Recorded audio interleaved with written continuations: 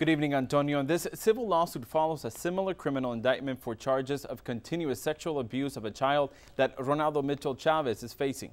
A statement released by the Salinas Flores law firm accuses the Diocese of Brownsville of negligence in the case of a sexual assault of a minor.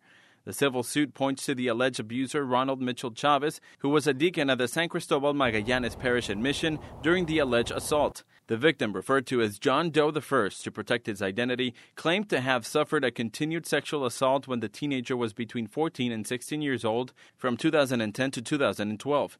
2 years later, the plaintiff decided to file a criminal complaint in December, which led to the consequent arrest of Chavez by Mission Police in January. So this is probably one of the first efforts that we're hoping that those people in a position with the church that can come forward and again promulgate or advance this idea on behalf of the Pope that we're not going to tolerate this kind of behavior.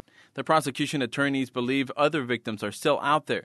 They realize fear is a factor, especially if it seems to go against their own faith. It's difficult sometimes for people to come forward because of the shame associated with it, the psychological issues that people go through, the pain, the suffering, and the embarrassment of having to come forward. The diocese is accused of failing to monitor and supervise Chavez, as well as failing to implement policies and procedures to prevent child sex abuse, for which the diocese responded, "We continue to do everything possible to ensure a safe environment, and the Diocese of Brownsville is in full compliance with the chapter of the protection of children and young people." To date, since 2002, more than 14,000 people have participated in this training. It has raised awareness in our entire community about the vigilance that is required of all responsible adults for the protection of our children.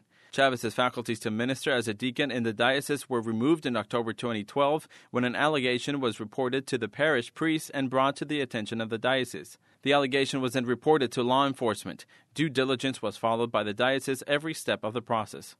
The diocese says that it encourages victims and witnesses to come forward to denounce such behaviors. For Fox 2 News, Oscar Margain reporting.